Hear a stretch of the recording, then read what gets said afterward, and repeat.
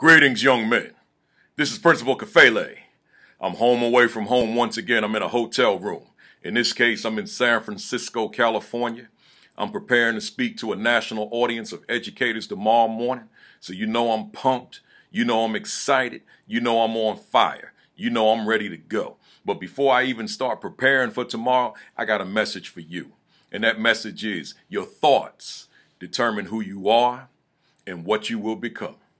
Once again, your thoughts determine who you are and what you will become. What am I saying? I'm saying first and foremost, your brain, that organ right there, that instrument right there, what a powerful thing. What a powerful organ. What a powerful instrument. What a powerful tool. It is not to be taken lightly. See, your thoughts come out of this. Everything you do, which requires your thinking, first comes out of this. Your actions stem from your thinking, and your thinking stems from your brain. You can't take that lightly. Here's what I'm saying. Your thoughts. You've got to be in control of your thoughts, of your thinking at all times, because your thoughts determine who you are. Your thoughts determine what you will become. So therefore, you've got to be in control of who you are. You've got to be in control of what you will become. So therefore, you have got to be in control of your thoughts. There's a book I read that really influenced my own thinking many years ago, back in 1984, and I've been reading it ever since. It's entitled The Miseducation of the Negro. It was written in 1933 by the author, Dr. Carter G. Woodson. And let me share with you the paragraph that really did it for me. He said, when you control a man's thinking, you do not have to worry about his actions. You do not have to tell him not to stand here or over yonder. He will find his quote unquote proper place and he will stay in it. You do not need to send him to the back door. He will go without being told. In fact, if there is no back door, he'll cut one for his special benefit. His education makes it necessary.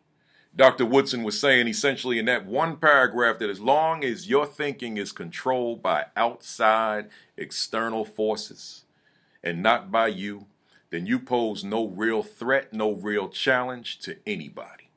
You just self-contained. You just exist. But when you're in control of your own thinking, when you're in control of your own thoughts, then you pose a much greater challenge. You pose a much greater threat. You're now placing yourself in position to carve out a place on this planet, to carve out a place in this world, to carve out a place to have your own space so that you can do whatever it is that you want to do with your life. But if you're not in control of this, and the world is thinking for you, and the world is therefore making decisions for you on your behalf, then you wind up doing whatever's available. Whatever there is out there to do that nobody else wants to do. I'm telling you, your thoughts determine who you are. Your thoughts determine what you will become. So whatever it is you want to do, whatever it is you want to become, I'm telling you, claim it now. Let your thoughts be so powerful that you already see yourself in the driver's seat. You already see yourself in the pilot seat. You already see yourself doing that which you will do later on as you build to get there. It may take 5 years. It may take 10 years. It may take 15 or 20 years, whatever it takes. But I'm telling you, allow your mind to see you in the driver's seat right now. Allow your mind to see you doing that which you want to do. So if it's being the owner of your business, you're an entrepreneur, and right now you're a student in school, college or high school or middle school or elementary school, see yourself running your business right now. If it's being that architect, if it's being that engineer, if it's being that lawyer, if it's being that computer scientist, if it's being that banker, if it's being whatever, if it's being that educator, being that teacher, being that principal, being that speaker, claim it now. Own it now through your thoughts. Let your thoughts take whatever it is you want to do and make it your own right now. You've got to think positively, young man. You've got to see your success in your mind. Let your thoughts control and dictate your actions. Do not allow yourself to have negative thoughts and then do negative things. Always being positive, always having a positive outlook, always having a positive outlook on yourself and a positive outlook on the world, and a positive outlook on what it is that you're going to do with your life. You can't allow negativity to seep in. So the way you control that, you've got to have some level of control over what you let come in here. You have absolute control over what you let come in here, your stomach, by way of what you eat. But I'm saying to you, you got to control what comes in here by way of what you see, by way of what you hear. You got to control it. So if you allow food, for example, that's not healthy to come into your system, you're going to be sick. But if you allow information to come into your mind, it's going to be sick. What do I mean? Negative and destructive music, negative and destructive television, negative and destructive movies, negative and destructive radio, negative and destructive internet, negative and destructive people. You got to guard against all that negativity which can enter your system and enter your mind and keep you having a negative, destructive attitude. You've got to make sure that you don't just allow yourself to just be anywhere, listening to anything, being around anybody. Those people who are negative, people who are destructive, people who've got these defeatist attitudes, you got to cut those ties.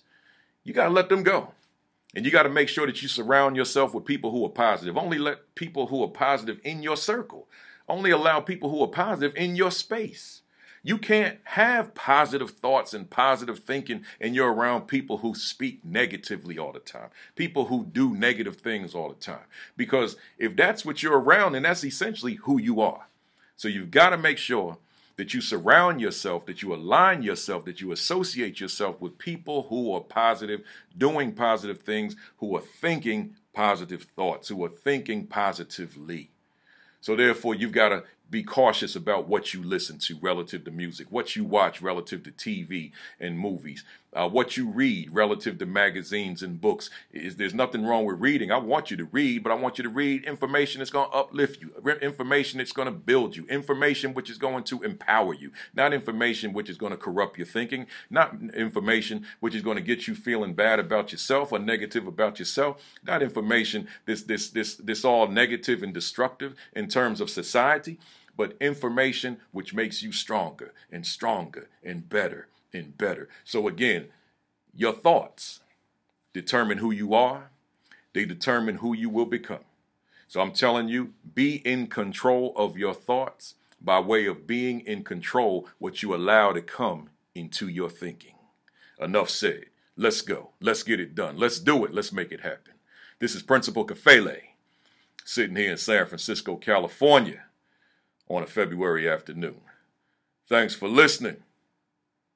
Peace.